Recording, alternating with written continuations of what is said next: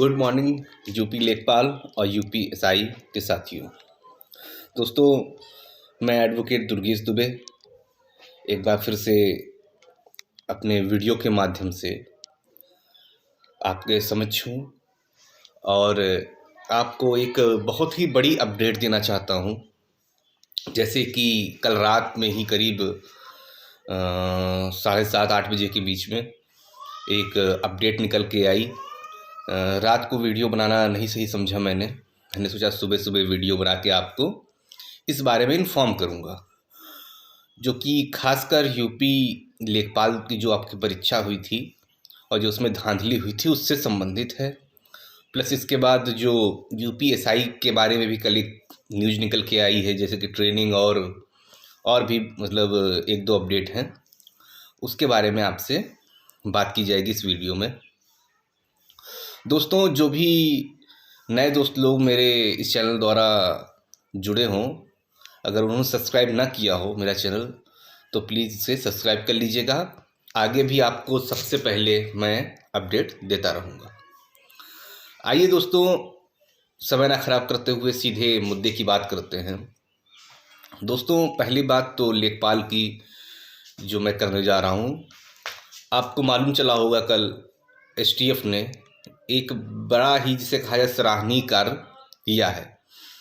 अभी तक आप देखते थे धांधली हो जाती थी और गुपचुप तरीके से जो भी अरेस्टिंग और जो भी विधियां होती थी हो जाती थी, पर एसटीएफ ने पहली बार ऐसा किया कि उन्होंने सभी कॉलेजेस की लिस्ट बाकायदा सार्वजनिक की और आयोग को भी भेजी। अब मैं बात करूं कि आपको मालूम है लगभग 80 से 90 कॉलेजेस की लिस्ट उसमें है, जो कि मैं अपने सब्सक्रिप्शन उसमें भी डाल दूंगा। आपको अगर ना मिली हो तो उसमें देख लीजिएगा। दोस्तों, आप एक चीज़ बताइए, आप खुद समझ लीजिए, जहां पर जिस भर्ती में 80 से 90 कॉलेज, ये वो कॉलेज है जिसको एसटीएफ ने एकदम श्योर, मतलब एक तरह से मान लीजिए बिल्कुल श्योर उनका ये है कि हाँ इसमें धांधली हुई है। और ये भी कोई बड़ी बात नहीं, कुछ अभी भी कुछ कॉलेज ऐसे होंगे जो कि उनके रडार पे थोड़ा सा बाहर रहे हों, ऐसी कोई बड़ी बात नहीं कि हो भी सकता है। तो अगर हम मोटा मोटा आंकड़ा ले लें तो लगभग आप ये मान लीजिए कि 100 कॉलेजेस ऐसे हैं कि जिनमें करप्शन हुआ है। अब आप समझ लीजिए कि कितने कॉलेजेस बनाए गए थे परीक्षा के लिए। 50% कॉलेजेस आप ये मान लीजिए जिसमें करप्शन हुआ है। 50% कॉलेजेस का मतलब है 50% स्टूडेंट। आप समझ लीजिए जो पहले डाटा निकल के आ रहा था 15,000, वही हम लोगों को बहुत बड़ा लग रहा था, पर अब जब ये लिस्ट निकल के आई है तो आप ये जान लीजिए ये डाटा बहुत ज़्यादा है। 15,000 ना हो के बहुत ज़्यादा है, जो कि एक तरह से मान लीजिए कि वो कॉलेज नकल में संलिप्त थे और जो उसके अंदर में बच्चे परीक्षा दे रहे थे कुछ हद तक वो भी इसमें संलिप्त लग रहे हैं। तो दोस्तों, आपको मालूम है लगभग 2.5 लाख बच्चों ने इसमें पेपर दिया है और लगभग आधे से ज़्यादा कॉलेज इसमें संलिप्त पाए गए हैं। तो आप ये मान लीजिए 1,25,000 बच्चा ऐसा है जो कि रडार पे है, जिसे मतलब जो एसटीएफ मान रही है कि लगभग इन लोगों ने नकल करी हो सकती है। देखिए, ये भी सच्चाई है कि उस कॉलेज में सभी बच्चों ने तो नकल नहीं करी होगी, ये तो श्योर है। पर अगर उस कॉलेज के भी 50% बच्चों ने नकल की है तो भी आप मान लीजिए 75,000 बच्चा लगभग ऐसा है जिसने नकल में संलिप्त है। अगर भर्ती की बात की जाए तो आप खुद ही सोचिए, लगभग 8,000 वैकेंसी है, 75,000 लड़का संदिग्ध है। तो अब आपको क्या लगता है इस भर्ती का आगे का जो प्रक्रिया होगी वो क्या हो सकती है? देखिए, बहुत ही सीधी सी बात है, इतनी बड़ी स्केलिंग, इतनी बड़ी स्क्रीनिंग कोई भी आयोग नहीं कर सकता है। कोई भी आयोग किसी भी विधि से नहीं कर सकता है, क्योंकि उसमें अच्छे बच्चों का नुकसान होना तय है। अगर ऐसा हुआ तो, अगर स्क्रीनिंग करी गई तो तो ये आप बात मान लीजिए कि अब जो रिजल्ट के कयास लगाया जा रहा था, जैसे कि अगले महीने आ रहा है या फिर उसके अगले महीने आ रहा है, तो अब उस पर एक बहुत ही बड़ा पूर्ण विराम आप मान लीजिए लग गया है। हाई कोर्ट का तो मुद्दा अलग था ही, वो तो क्वेश्चंस को लेके था, पर अब जो मुद्दा बन गया है वो धांधली का मुद्दा बन गया है।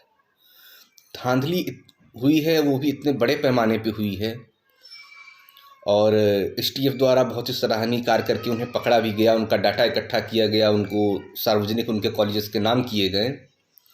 ये भी एक बहुत ही सराहनीय कार्य एसटीएफ द्वारा किया गया। तो अब आप ये मान लीजिए उन्होंने सभी कॉलेजेस की लिस्ट आयोग को सौंपी है। अब आयोग पे ऊपर डिपेंड करता है, जो आपका UPSSC आयोग है वो क्या करने जा रहा है। वो इनकी स्क्रीनिंग करेगा कि दोबारा से परीक्षा री-एग्ज़ाम कराएगा, ये उस पर पूरा पूरा डिपेंड करता है। पर मेरा जो ये मानना है, जो छात्र हित में भी है, और मतलब जो सबसे कम समय में जो काम हो सकता है वो यही है, जल्द से जल्द इस परीक्षा को कैंसिल करके री-एग्ज़ाम कराया जाए। इसमें ज़्यादा देरी ना की जाए। ज़्यादा देरी होने से और ही समय वेस्ट होना है, और इसमें कुछ होना नहीं है। मैं अगर ये मान लीजिए अगर रिज़ल्ट निकल भी आता है तो बहुत सारे बच्चों के लिए हाई कोर्ट के दरवाजे खुल जाएंगे। उनके पास कॉलेजेस की लिस्ट भी है, उनके पास बहुत सारे सबूत ऐसे हैं कि जिससे वो आराम से प्रूफ कर देंगे कि हाँ इसमें बड़े पैमाने पे धांधली हुई है। और जो बच्चा जो सही बच्चा था, अगर वो स्क्रीनिंग करके कहीं बाहर कर दिया गया और डिबार कर दिया गया आगे आने वाली परीक्षाओं से, तो वो तो चुप नहीं बैठेगा, वो तो ज़रूर ही हाई कोर्ट की शरण लेगा। और हाई कोर्ट में जाने के बाद इसमें स्टे लगना, फिर आप समझ ही रहे हैं UPSI का आप देख ही रहे हैं, तो आपको बताने की कोई ज़्यादा आवश्यकता है नहीं। तो मेरा तो ये साफ साफ ये मानना है कि आप इसको जल्द से जल्द कैंसिल कीजिए, मतलब जो एग्ज़ाम हुआ है, और इसकी जल्द से जल्द आप दोबारा से एग्ज़ाम कराइए, जो कि री एग्ज़ाम। और जो भी इसमें करप्ट पाए गए हैं, जो भी प्रबंधक पाए गए हैं, जो भी आपकी जांच में जो भी स्टूडेंट्स के नाम उजागर हुए हैं, जो उन्होंने डाटा दिया है कि हाँ हाँ इन बच्चों ने हमसे मिल के और या फिर उन्होंने प्रबंधक बच्चों से मिल के नकल कराए हैं, तो उनके खिलाफ बहुत ही सख्त वैधानिक कार्रवाई की जाए, जिससे कि आगे आने वाले समय में जो भी स्टूडेंट्स हैं, जो भी परीक्षार्थी हैं, कॉम्पिटिटिव एग्ज़ाम देते हैं, तो उनका जो समय की बर्बादी ना हो, प्लस उनका जो एक तरह से आप मान लीजिए मानसिक जो उत्पीड़न होता है वो किया जा रहा है, तो उस चीज़ पे एकदम से रोक लगाई जाए। और क्योंकि यही एक रास्ता है। अभी तक तो लग रहा था कि चलो 8-10 कॉलेज होंगे, ज़्यादा 20 कॉलेज होंगे, पर कल की लिस्ट देखने के बाद जो भी देखा है वो हैरान रह गया है इस लिस्ट को देखते ही देखते, कि इतने बड़े पैमाने पे कैसे धांधली हो सकती है। पर एसटीएफ ने अगर डाटा दिया है तो उसमें सच्चाई साफ नज़र आ रही है, और बहुत ही सराहनीय कार्य उन्होंने किया है। और मैं आशा करता हूं कि अगर इसी तरह का कार्य UPSI में किया गया होता तो शायद जो आज जो बच्चे कोर्ट के चक्कर लगा रहे हैं तो शायद वो ना लगाते।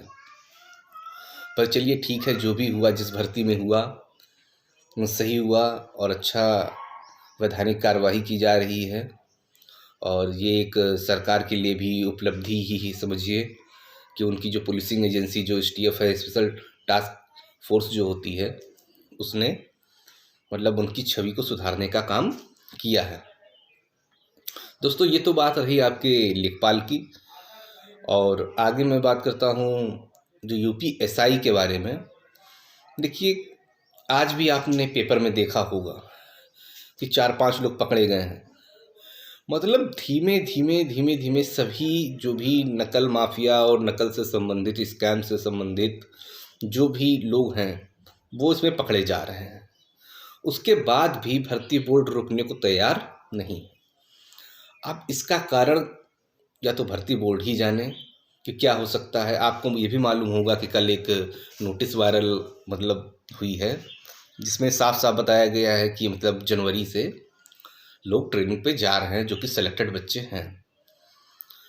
तो देखिए, कोर्ट केस में जो भी लीडर्स हैं उनसे मैं एक बात कह देना चाहता हूँ कि अपने कोर्ट केस में तेज़ी लाइए। अगर आप तेज़ी नहीं ला पाए तो आप ये मान लीजिए आप जीत कर भी हार जाएंगे। ये मैं आज आपको साफ साफ बता रहा हूँ। चाहे कुछ लोग होंगे उनको ख़राब लगेगा, पर जो रियलिटी है वो मैं आपको आज साफ साफ बता रहा हूँ। आप जीत कर भी हार जाएंगे। अगर एक बार ये लोग ट्रेनिंग पे चले गए तो आप जीत कर भी हार जाएंगे, कुछ भी नहीं इसमें कर पाएंगे, क्योंकि फिर सीधा जो भी बॉल है वो सरकार के हाथ में चली जाएगी। और सरकार फिर आपको किसी भी तरह से, अगर आप हाई कोर्ट में मान लीजिए कोई अच्छा ऑर्डर करा लेते हैं, तो आपको सुप्रीम कोर्ट ले जाएगी। और सुप्रीम कोर्ट की फंडिंग बहुत ही टफ है, वहाँ इतने महंगे वकील हैं। जब आप हाई कोर्ट में नहीं इकट्ठा कर पा रहे हैं तो सुप्रीम कोर्ट में तो आप खुद ही जानते हैं, समझदार हैं। तो जो भी लीडर्स हैं उनको मैं एक बात साफ साफ कह देना चाहता हूँ, आपके पास अभी 1 महीना है। 1 महीना में अगर आप कुछ नहीं करा पाए तो आप लोग केस वेस छोड़ दीजिए, जो हो रहा है होने दीजिए। ये सीधी सीधी बात मैं आपको बता रहा हूँ। और फिर तो आप खुद ही जानते हैं, आपको क्या बताना, कि आप लोग शुरुआत से इतनी मेहनत करे, बहुत सारे बच्चों ने आपको फंडिंग की, सब चीज़ किया, अब आखिरी में आके आप लोग ढील डाल दिए हैं। तो इस चीज़ को थोड़ा देखिए और जल्द से जल्द इस पर कोई ना कोई ऑर्डर कराइए ट्रेनिंग में जाने से पहले। ठीक है दोस्तों, जो भी नई इन्फॉर्मेशन निकल के आएगी वो मैं आपको अपने चैनल के माध्यम से बताता रहूँगा। Thank you.